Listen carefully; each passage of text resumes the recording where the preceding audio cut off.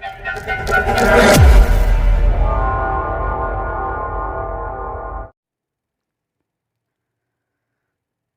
Students, so I welcome all of you my YouTube channel Rathore classes Mirzaganj.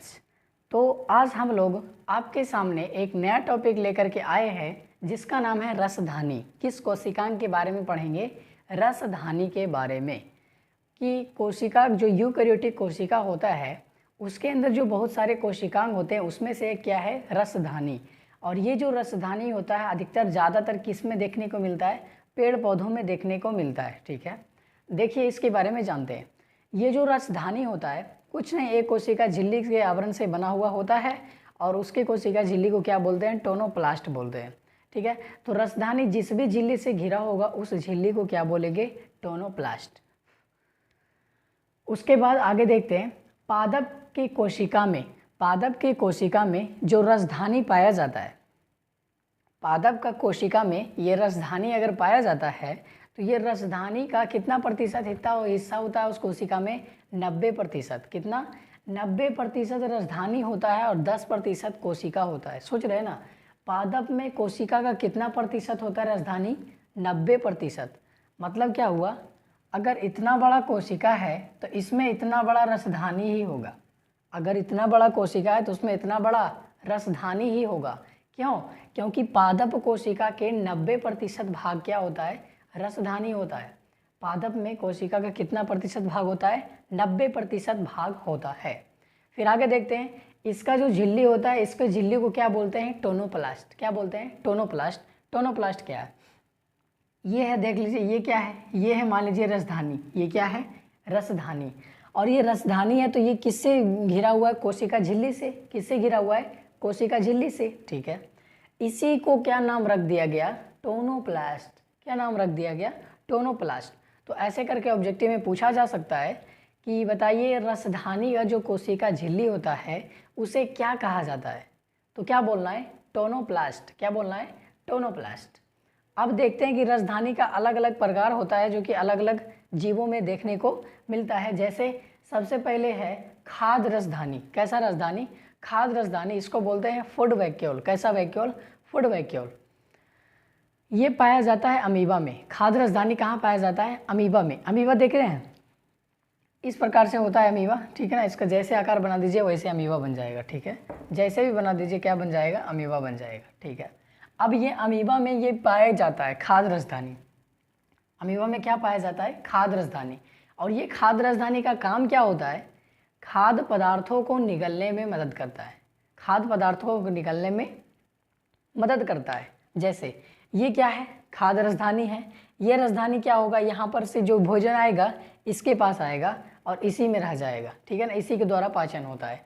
तो इसको क्या बोलते हैं? खाद्य रसधानी। खाद्य रसधानी अमीबा में होता है और किसके लिए होता है? खाद्य पदार्थों को निगलने के लिए। खाद्य पदार्थों को निगलने के लिए।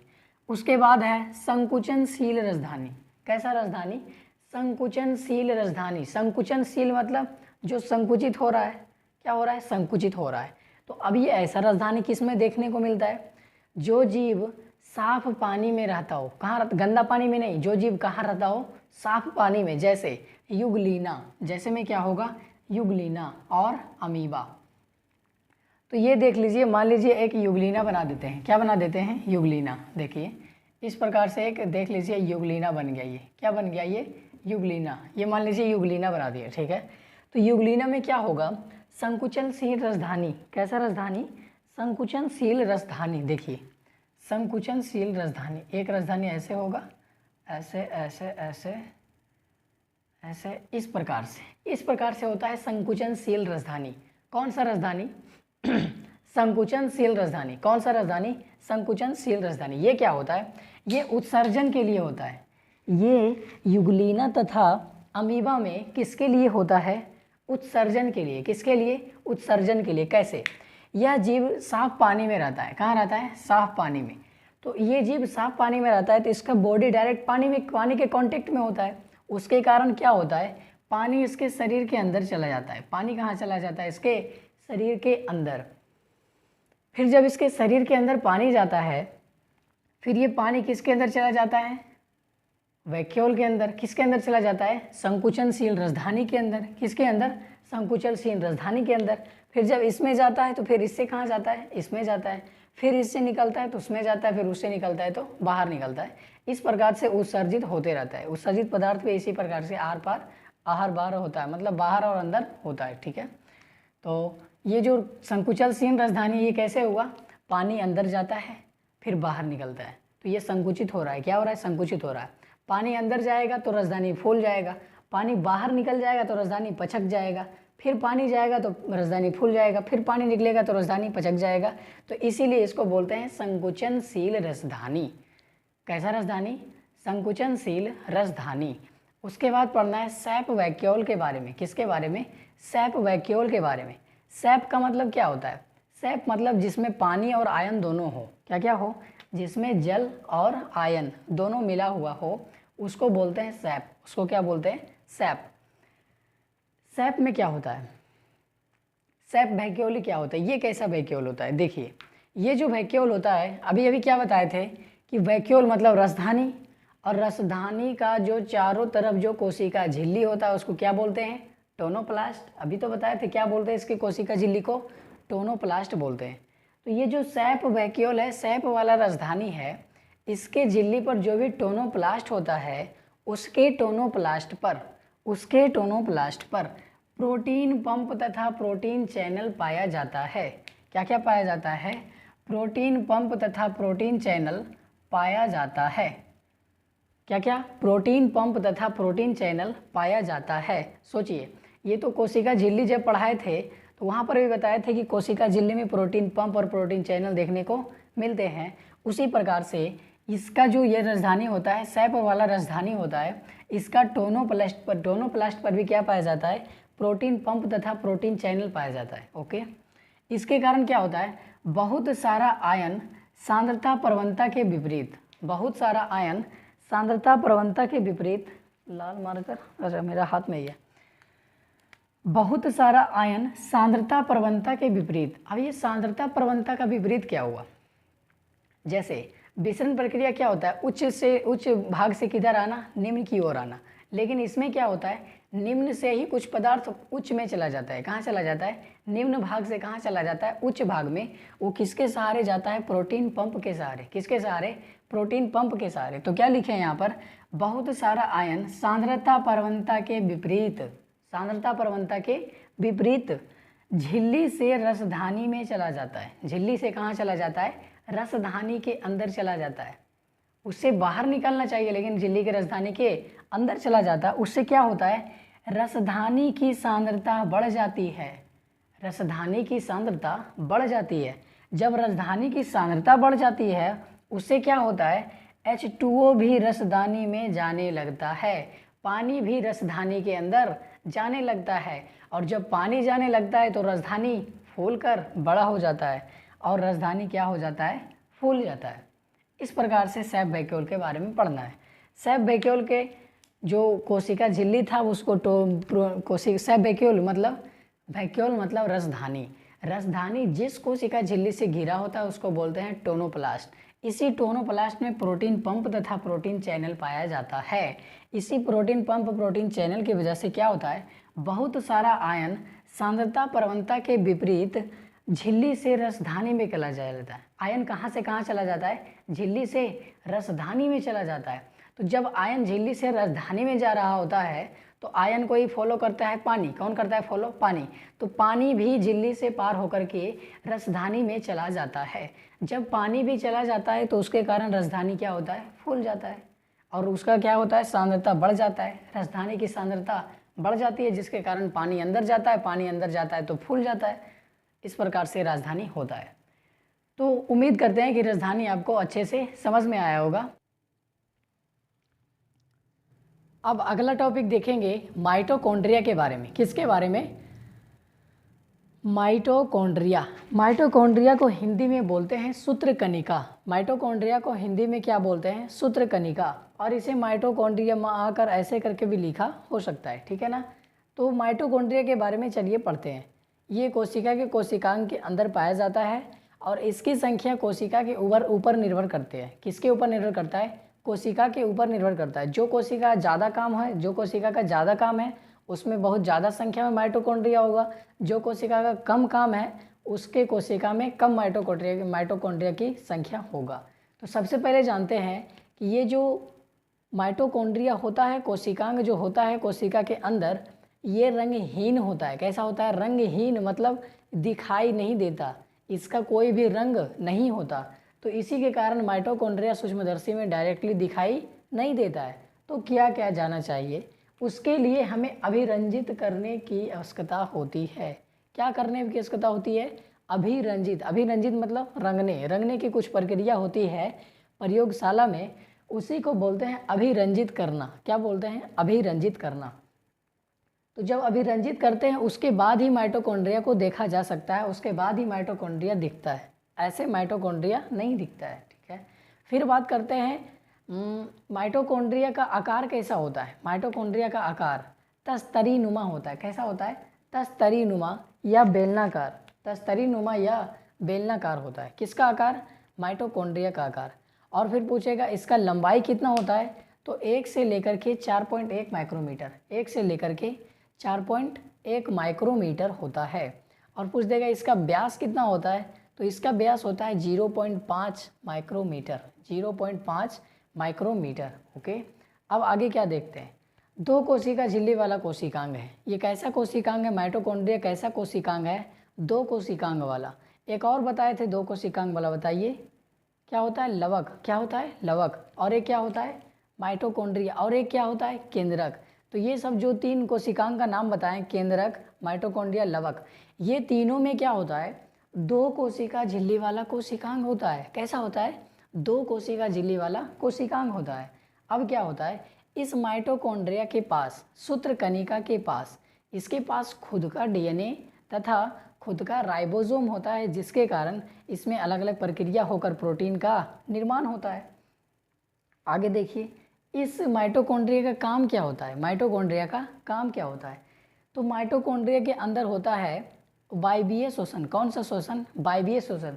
वायवीय श्वसन क्या होता है? जो ऑक्सीजन की उपस्थिति में हो, जो श्वसन किसकी उपस्थिति में हो? ऑक्सीजन की उपस्थिति में, उसे वायवीय श्वसन बोलते हैं। तो जब हम वायु श्वास लेते हैं तो कहाँ जाता है? प्रत्येक कोशिका के पास पहुँचता है, और कोशिका के पास जाकर के करता क्या है? एटीपी बनाता है। क्या बनाता है? एटीपी। ऑक्सीजन आया जिसके कारण ग्लूकोज किस में टूटकर बनता है? एटीपी में एटीपी बनाता है। ठीक है, इसीलिए माइटोकॉन्ड्रिया को ऊर्जा का घर कहा जाता है। माइटोकॉन्ड्रिया को क्या कहा जाता है? ऊर्जा का घर, the power house of the cell. क्यों कहा जाता है इसे ऊर्जा का घर? क्योंकि माइटोकॉन्ड्रिया में ही कौन सा रिएक्शन होने वाला है? माइटोकॉन्ड्रिया के अंदर ही वायवीय श्वसन होने वाला है। कौन सा श्वसन होने वाला है? वायवीय श्वसन, जो ऑक्सीजन की उपस्थिति में होता है। तो ऑक्सीजन की उपस्थिति में वायवीय श्वसन होता है माइटोकॉन्ड्रिया के अंदर, और ऑक्सीजन यूज करके, और क्या बोलते हैं उसको, ऑक्सीजन यूज करके और ग्लूकोज को मिला करके क्या बना देता है? एटीपी बना देता है। और साथ में क्या बनाता है? CO2 बनाता है। तो एटीपी का प्रयोग तो हम काम करने में ले आते हैं, लेकिन CO2 को क्या करते हैं? फिर से बाहर छोड़ देते हैं। ओके, इस प्रकार से माइटोकॉन्ड्रिया का काम होता है। अब देखेंगे माइटोकॉन्ड्रिया की संरचना के बारे में। किसके बारे में? माइटोकॉन्ड्रिया की संरचना के बारे में, कि माइटोकॉन्ड्रिया कैसा दिखता है। तो यहाँ पे देखने हमने ड्रॉ करने की कोशिश किया है। किसका फोटो है ये? माइटोकॉन्ड्रिया का। किसका फोटो है? माइटोकॉन्ड्रिया का। इसमें होता क्या क्या है देख लीजिए। एक रेड वाला सतह दिख रहा होगा आपको बाहर में, इसको बोलते हैं बाहरी सतह। कैसा सतह? बाहरी सतह, कोई दिक्कत नहीं। और एक सतह होता है अंदर में। कहाँ होता है? अंदर में। ये वाला जो सतह दिख रहा है इसको बोलते हैं आंतरिक सतह। इसको क्या बोलते हैं? आंतरिक सतह। ठीक है, और इस माइटोकॉन्ड्रिया के आंतरिक सतह के अंदर इसमें जो द्रव भरा हुआ होता है, इसमें जो भी द्रव भरा हुआ होता है, इसको बोला जाता है मैट्रिक्स। इसको क्या बोला जाता है? मैट्रिक्स। माइटोकॉन्ड्रिया के द्रव को, माइटोकॉन्ड्रिया के द्रव को, जैसे कोशिका द्रव, कोशिका के द्रव को क्या बोलते थे? कोशिका द्रव या जीव द्रव। उसी प्रकार से माइटोकॉन्ड्रिया के अंदर जो भी द्रव भरा हुआ होगा उसको क्या बोलेंगे? मैट्रिक्स। ठीक है, और ये बाहरी सतह है, और ये कैसा सतह है? आंतरिक सतह है। इसीलिए तो बोले थे माइटोकॉन्ड्रिया कैसा कोशिकांग है? 2 कोशिका झिल्ली वाला कोशिकांग। कितना कोशिका झिल्ली वाला कोशिकांग? 2 कोशिका झिल्ली वाला कोशिकांग, एक बाहरी सतह और एक आंतरिक सतह वाला। फिर क्या बताए, इस माइटोकॉन्ड्रिया के अंदर जो भी पानी पाया जाता है, जो भी द्रव्य वाला भाग होता है, उसको मैट्रिक्स बोला जाता है। क्या बोला जाता है? मैट्रिक्स। अब उसके बाद क्या होगा? अच्छा, ये जो बाहरी सतह है, बाहरी सतह में पोरीन पाया जाता है। क्या पाया जाता है? पोरीन। पोरीन क्या होता है? छोटा छोटा छिद्र। पोरीन क्या होता है? छोटा छोटा छिद्र। इस प्रकार से बाहरी सतह में ये सब देखने को मिलता है। क्या देखने को मिलता है? पोरीन से देखने को मिलता है। और आंतरिक सतह में क्या होता है बताते हैं। आंतरिक सतह में होता है ऑक्सीसोम। क्या होता है? ऑक्सीसोम। आंतरिक सतह में क्या होता है? ऑक्सीसोम। और क्या होता है? ETS। और आंतरिक में क्या होता है? ETS। इसका मतलब electron transport system. Electron transport system, ठीक है। तो ये बाहरी सतह में पोरीन पाया जाता है। पोरीन क्या होता है? छोटा छोटा छिद्र होता है, उसी को पोरीन बोलते हैं। और आंतरिक सतह में क्या होता है? ऑक्सीसोम होता है और ETS होता है। इसके बारे में आगे बताया जाएगा। फिर बताए माइटोकॉन्ड्रिया के अंदर जो भी द्रव होता है उसको क्या बोला जाता है? मैट्रिक्स बोला जाता है। एक चीज़ और बचा हुआ है, ये जो माइटोकॉन्ड्रिया का आंतरिक सतह है ये उंगली नुमा धंसा हुआ है। कैसा है? उंगली नुमा। तो देख लीजिए, ये आपको उंगली जैसा धंसा हुआ लग रहा है कि नहीं लग रहा है? लग रहा ना? इसको बोलते हैं क्रिस्टी। क्या बोलते हैं? क्रिस्टी। इसको क्या बोलते हैं? क्रिस्टी। क्यों बोलते हैं? क्योंकि ये माइटोकॉन्ड्रिया का जो आंतरिक सतह है वो अंदर की ओर फोल्ड हो जाता है और एक उंगली जैसा आकृति का निर्माण करता है, उसको बोलते हैं क्रिस्टी। उसको क्या बोलते हैं? क्रिस्टी, ठीक है ना। तो इस प्रकार से माइटोकॉन्ड्रिया भी आपका होता है खत्म। फिर से बताइए क्या क्या बताए।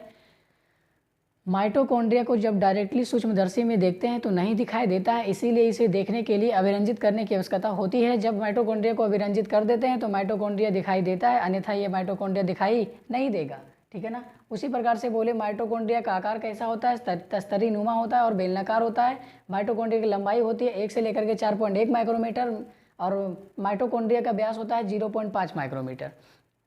फिर जाने माइटोकॉन्ड्रिया का कार्य क्या होता है। माइटोकॉन्ड्रिया दो कोशिका झिल्ली वाला कोशिकांग होता है। इसका कार्य क्या होता है? इसमें वायवीय शोषण होता है। वायवीय शोषण ऑक्सीजन की उपस्थिति में होता है, जिसके कारण ग्लूकोज टूट करके क्या बनाता है? ATP बनाता है और CO2 बनाता है। इसी के कारण इसमें ATP बनता है। इसी के लिए इसको माइटोकॉन्ड्रिया को क्या बोला जाता है? ऊर्जा का घर बोला जाता है, क्योंकि इसके अंदर ATP का निर्माण हो रहा है और ATP क्या है? ऊर्जा का ही एक रूप है। फिर जाने इसके संरचना के बारे में। संरचना में क्या होता है? एक बाहरी सतह होता है, एक आंतरिक सतह होता है। बाहरी सतह में छोटे छोटे छिद्र होते हैं, इसको माइटोकॉन्ड्रिया बोलते हैं। और आंतरिक सतह पर क्या पाया जाता है? ऑक्सीसोम पाया जाता है और ETS पाया जाता है। ETS को इलेक्ट्रॉन ट्रांसपोर्ट सिस्टम बोला जाता है, ठीक है। फिर माइटोकॉन्ड्रिया के अंदर जो भी द्रव पाया जाता है उसको क्या बोला जाता है? मैट्रिक्स बोला जाता है। माइटोकॉन्ड्रिया के द्रव को क्या बोला जाता है? मैट्रिक्स बोला जाता है। और उसके बाद देखिए माइटोकॉन्ड्रिया में जो भी उंगली नुमा आकृति होती है, जो भी धंसा हुआ आकृति होता है, उसको क्या बोलते हैं? क्रिस्टी बोलते हैं, ठीक है। तो यहाँ तक कि क्लियर हो गया होगा ये सारी बात, और उम्मीद करते हैं कि यह समझ में आया होगा। अब आगे पढ़ेंगे लवक के बारे में। किसके बारे में? लवक के बारे में। अब उसके बारे में पढ़ते हैं। तब तक के लिए धन्यवाद। मिलते हैं अगले वीडियो में, तब तक के लिए धन्यवाद।